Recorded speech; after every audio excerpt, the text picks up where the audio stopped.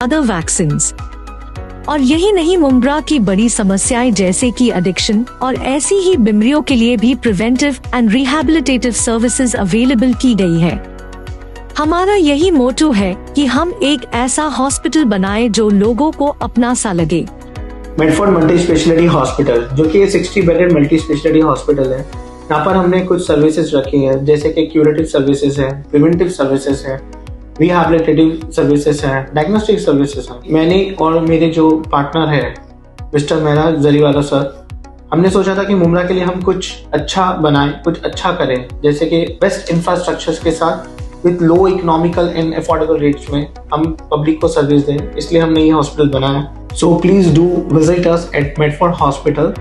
Thank you so much. अस्सलाम वालेकुम everyone, welcome to Medford multi speciality hospital, जहां हमारा विजन है to be a state of the art facility that serves not only the elite few but general public at large। और हमारा mission है to open a chain of hospitals to serve the lower strata of the society, again at affordable cost। Thank you so much everyone, and we are looking forward to serving you at Medford Multi Speciality Hospital।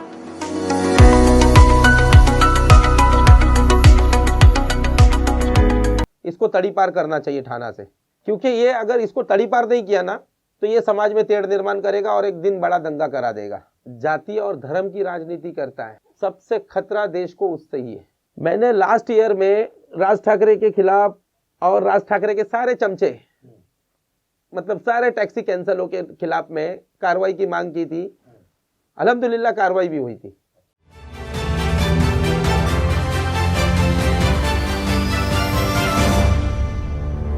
मैं हूं सोनू सूद और आप देख रहे हैं news एफके। आज हमारे बीच मौजूद है हमारे स्टूडियो में हाजी मोमिन भाईजान। मुमरा शहर के अंदर किस तरह से राजनीति कर कर चला गया, थाना से आया हुआ व्यक्ति, क्या नाम है उसका, इस तरह की राजनीति करना चाहा उसने, बताइए जनता को। हाजी मोमिन, राज ठाकरे जो है महाराष्ट्र नवनिर्माण सेना की, उनका काम ही है कि समाज में किस तरीके से टेढ़ निर्माण करना, जाति धर्म की राजनीति पैदा करना। गए साल ठीक रमजान का ही महीना था, गुड़ी पड़वा के दिन 2 अप्रैल का दिन था। उस समय उन्होंने इसी तरीके से मस्जिदों के अजान के बारे में बोला था और मस्जिदों के अजान के खिलाफ में बोला था। बहुत माहौल बिगाड़ा था। हिंदू मुस्लिम दंगे को लेकर मतलब उन्होंने पूरा प्रयास किया था कि हिंदू मुस्लिम समाज में टेढ़ निर्माण हो और किसी तरीके से दंगा हो, लेकिन उसको हमारे महाराष्ट्र राज्य की पुलिस ने नाकाम कर दिया। मैंने खुद महाराष्ट्र मुख्यमंत्री को पत्र व्यवहार किया, महाराष्ट्र के पुलिस संचालक को पत्र व्यवहार किया, मुंबई कमिश्नर को पत्र व्यवहार किया, ठाणे कमिश्नर को पत्र व्यवहार किया था उस समय, जिससे वजह से उसके 27,000 कार्यकर्ताओं पे केस दाखिल हुआ था। जहां से जिन्होंने जातिवाद का भाषण वगैरह दिया और जिन्होंने चैलेंज किया उन पे केस दाखिल हुआ था। तो ये जाति और धर्म की जो राजनीति जो राज ठाकरे करता है, मैंने लास्ट टाइम पे भी आप न्यूज़ के माध्यम से बताया था कि किसी के बाप में दम नहीं है और नहीं है और नहीं रहेगा। अजानें आज भी हो रही है बराबर तरीके से। और रहा अभी ये इन्होंने ये गुड़ी पड़वा में ख्वाजा की सरकार की बैठक पे सवाल उठाया, बीएमसी ने उसको क्लीन कर दिया। फ्राइडे के दिन वो क्या नाम, वो थाना का वो चिचोरा नेता अविनाश यादव बुलडोजर लेके माहिम दरगाह के पीछे राज ठाकरे के आदेश के ऊपर वहां तो कार्रवाई हो गई, लेकिन मुमरा शहर के अंदर बाईपास पर आकर एक राजनीति करके चला गया जिसका नाम अविनाश यादव। क्यों नहीं वो मुमरा शहर के रहवासियों से मिला, क्यों नहीं मुमरा में उसने किसी से बात की, क्या जानता है वो मुमरा के बारे में और क्या करके चला गया, उससे क्या रिजल्ट मिलेगा। उसकी पैदाइश भी नहीं हुई होगी, उसके पहले से वहाँ पे जो दरगाहें है ना वहाँ पर मौजूद है। जंगी शाह बाबा दरगाह ट्रस्ट रजिस्ट्रेशन 225 B225 1974 में रजिस्टर हुआ है। और दरगाह जंगी शाह बाबा, अब्दुल रहमान शाह बाबा, पहलवान शाह बाबा, इन सब की मज़ार ब्रिटिश गवर्नमेंट के जो टनल बन रहा था जब, उस समय उनके रिकॉर्ड में है ये सब दरगाह, जब सर्वे हो रहा था। और ये गवर्नमेंट का जो सर्वे हुआ था ये 1906 में हुआ था और उसके पहले से दरगाहें मौजूद है। और वेरिफिकेशन जो मैप था ब्रिटिश गवर्नमेंट का, उसमें ये सारे दरगाहों का रिकॉर्ड है। तो इसका बाप भी उस समय पैदा नहीं हुआ था 1906 में जो, लेकिन ये आज तो पैदा हो गया है। इसने मुमरा आकर देखा, उंगली किया पूरे मुमरा शहर को अंदर, टच करता हूँ, देखता हूँ, क्या रिजल्ट निकलता? इसका रिजल्ट कल भी 0 निकला था। ये अभी मैं बैड लैंग्वेज में नहीं बोलना चाहता हूँ। इसने चैलेंज किया था जिस तरीके से कि कौसा जामा मस्जिद पे आके मैं हनुमान चालीसा पढ़ूंगा, वो तो पूरा फेल हो गया था उसका। और ये कुछ नहीं, ये फेलियर है। टैक्सी कैंसल कार्यकर्ता है ये। राज ठाकरे टैक्सी कैंसल है, अविनाश यादव टैक्सी कैंसल है, ये सारा टैक्सी कैंसल लोग है। इनको कुछ काम धंधा नहीं है, ये सुपारी किलर है। इन लोग ने सुपारी लेकर सुपारी बजाना है। समाज में किस तरीके से टेढ़ निर्माण करना है, बस उसी को हिंदू मुस्लिम दंगे किस तरीके से फैलाना है, उसको रिलेटेड काम करना है। उनके कुछ उदाहरण है क्या आपके पास? समाज के अंदर हिंदू मुसलमान के दंगे फैलाना, क्या उदाहरण है आपके? पहले तो मैं बता दूं कि ये जो देश है, ये राज्य है, ये 1947 के पहले भी अखंडता एकता भाईचारे का था, उसके बाद भी अखंडता एकता भाईचारे का रहा है। ये सिर्फ अपने अपने रोटी पे जब जब इलेक्शन आता है नजदीक, ये अपने अपने रोटी पे दाल खींचने का काम करते हैं और कुछ नहीं। ये सारे बरसाती मेंढक है। ये आने वाला इलेक्शन है, उसमें ये अपने आप को चमकाना चाहते हैं कि हिंदुत्व पार्टी हमारी है। किस तरह की चमक, किस तरह से की चमक चाहिए इसको, क्या चाहिए, मतलब क्या सोच विचारधारा आपके समझ में आई इसकी विचारधारा यही है कि हिंदुत्व को एकजुट करके हिंदुत्व के लिए लड़ने वाले हिंदू चाहिए। मुमरा शहर के हिंदू चाहिए या फिर कहीं और के चाहिए, क्या चाहिए इनका? ये हिंदू मुमरा क्यों आए? इनका सब्जेक्ट हिंदू है सिर्फ। वो कहाँ का है, क्या है, वो मर रहा है, क्या खा रहा है, वो मतलब नहीं है। सिर्फ ये नाम लेकर चल रहे हिंदुत्व। लास्ट टाइम पे इन्होंने जो इनका जो मंशा थी भैया भगाओ, तो भैया भगाओ में किन लोगों का नुकसान हुआ मुझे ये बताया जाए। खुद का ही हुआ। भैया भगाओ में 90% जो लोग थे वो हिंदू समाज से थे, क्योंकि जो मुस्लिम समाज में जो यूपी वगैरह वाले हैं वो बड़े बड़े कारोबारी है, तो उनका तो ये बाल भी नहीं बाका कर सकते, बराबर है।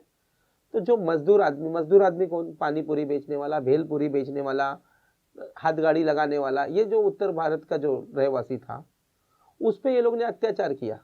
क्या हासिल हुआ? कुछ नहीं, हाथ में आया 0। ये कुछ साल पहले बाला साहब ठाकरे ने साउथ इंडिया, हाँ ऐसा कुछ XYZ जो भी था, उस पर ये सोचे कि हम भी उस पर सक्सेस राजनीति कर लेंगे। अब direct copy to south Indian करेंगे तो बाला साहब की कॉपी हो जाएगी, तो कुछ हटके करा जाए। तो इन्होंने नया मुद्दा लेके आए थे भैया भगाओ। तो वहां पर भी भैया भाग गए। भैया कभी महाराष्ट्र से भागेंगे नहीं, ना भगा सकता कोई उनको। आज का जो मुद्दा था और कल का जो मुद्दा था, रमजान गए रमजान में अजान का मुद्दा लेकर ये लोग ने जातिवाद फैलाने की कोशिश की। आज दरगाह वगैरह को लेकर ये जानते क्या है मुसलमानों के बारे में? इनका इतिहास मिट जाएगा जानते जानते। इन दरगाहों के बारे में जानते जानते इनका इतिहास मिट जाएगा। ये टैक्सी कैंसल नेता है। और जो बात अभी चल रही है कि अविनाश यादव को मतलब सुनने में आया है कि सूत्रों के हवाले वो किसी ने धमकी दी वगैरह, ये सब धमकी वगैरह फेक है। उसका रिवॉल्वर का लाइसेंस का रिन्यूअल का है मामला। ये क्लियरली मैं बताना चाहता हूँ कि मुझे एकदम कंफर्म न्यूज़ मिली है कि ये अपने रिवॉल्वर के लाइसेंस को रिन्यू करना चाहता है, इसलिए ये धमकाना वगैरह, ये अपनी रोटी पे दाल घसीट रहा है। नहीं तो क्या जरूरत थी उसको मुमरा आने की? नेता कौन होता है? नेता जो होता है वो समाज को लेकर चलता है, समाज के लोगों को लेकर चलता है, समाज में तेढ़ निर्माण नहीं करता, जातिवाद नहीं फैलाता है। जातिवाद फैलाने वाला नेता नहीं होता, जाति और धर्म की राजनीति करता है। सबसे खतरा देश को उससे ही है। ये मैं नहीं बोला हूँ, ये डॉक्टर बाबा साहब अम्बेडकर ने बोला है, क्योंकि उससे लोकशाही खतरे में आती है, लोक शक्ति खतरे में आती है, डेमोक्रेसी खतरे में आती है, हमारी आजादी खतरे में आ जाती है। क्योंकि जातिवाद क्या है? शासन, एक तरीके से एक धर्म को आगे लेकर जाके मतलब दूसरे धर्म को आपको दबाना। आज तक मुमरा शहर के अंदर पिछले 200 सालों के अंदर किसी ने सोच नहीं बना पाई थी। एक इतिहास रहा है मुमरा शहर के अंदर, कभी दंगे नहीं, वर्ल्ड रिकॉर्ड है। मुमरा शहर का नाम आता है कि सारे लोग अमन और शांति से रहे। इसने क्या सोच बना के आके चोच मारी? इसका काम ही है समाज में तेढ़ निर्माण पैदा करवाना, लोगों को दिशा भूल करवाना, लोगों की दिशा भूल करवा के समाज में किस तरीके से दंगे हो और ये अपना मुफाद ले। मैंने लास्ट टाइम पे भी बताया हूँ, अभी भी बता रहा हूँ कि बस ये कुछ नहीं है, बरसाती मेंढक है, चोर चंबार साले बरसाती मेंढक है। ये बरसात में उठ के आए। अभी इलेक्शन आने वाला है, 2024 में महानगर पालिका भी इलेक्शन होगा, विधानसभा भी होगा, लोकसभा भी होगा। और जिसका कोई टेंशन नहीं है, टैक्सी कैंसिल है, इससे डरने की ज़रूरत नहीं है, ना इसके ये बॉस से चुतिये से डरने की ज़रूरत है, किसी से डरने की ज़रूरत नहीं है। प्रशासन कानून पे भरोसा है। गए टाइम पे भी 27,000 कार्यकर्ताओं पे इनके केस हुआ था और आगे भी केस होगा। हाँ, अगर इसको इतना ही शौक है मुमरा में आने का तो टाइम टेबल दे के आवे, जुम्मा की नमाज में चुप चपा के नहीं आवे। या तो अगर मेयर को बोलना है मुझे जाना है तो बोल, मैं टाइम टेबल देकर आता हूँ, उठाना कब आना है। मैंने लास्ट ईयर में राज ठाकरे के खिलाफ और राज ठाकरे के सारे चमचे, मतलब सारे टैक्सी कैंसलों के खिलाफ में कार्रवाई की मांग की थी। अल्हम्दुलिल्लाह कार्रवाई भी हुई थी, जैसे 66A, 67 IT एक्ट वगैरह, 153A, 153B, 295A, 506, 504, 500 ऐसे सारे कलमों के आधार पे मतलब कहीं ना कहीं इन लोग पे गुने दाखिल किए गए थे। इस पे तड़ीपारी दाखिल होनी चाहिए, ज़रूरी है। और अब प्रशासन ने इस बात को हस्तक्षेप करके खुद दखल लेकर इसको तड़ीपार करना चाहिए थाना से, क्योंकि ये अगर इसको तड़ीपार नहीं किया ना तो ये समाज में तेड़ निर्माण करेगा और एक दिन बड़ा दंगा करा देगा, जिससे प्रशासन कंट्रोल नहीं कर पाएगा उस दंगे को। प्रशासन वापस से एक बार सावधान हो जाना चाहिए, नहीं तो ये समाज में बड़े दंगे करवा देगा। जनता को आप क्या संदेश देना चाहिए? आपको अमन और शांति का मुमरा शहर 200 साल से कभी दंगा नहीं हुआ। मुमरा एकता, अखंडता, भाईचारे का शहर रहा है। यहाँ पर कभी कोई दंगा नहीं हुआ और भविष्य में भी होगा नहीं। इसके पहले नाना दादा भगत वगैरह जो उनके दौर में भी मुमरा में मतलब एकदम खुशहाल वगैरह था। उस समय तो मैं बोलना नहीं चाहता कि कौन यहाँ से चुप कर गया था, मैं नाम नहीं लेना चाहता। और राज ठाकरे को अच्छे तरीके से मालूम है कि उनके घर का कौन, ये मुमरा वाले रोड से कौन चुप कर गया था। मैं युवा पीढ़ी को एक ही संदेश देना चाहूँगा कि बस जोश में आकर होश नहीं खोना। ऐसे चूतिए मार्केट में बहुत भरे पड़े हैं, आप आपका होश नहीं खोना। कानून, कायदा, प्रशासन, इसके माध्यम से ही हम उसको उसकी चोंच बंद कराएंगे। जो चोंच मारता है ना, कि कानून प्रशासन के माध्यम से ही चोंच बंद कराएंगे।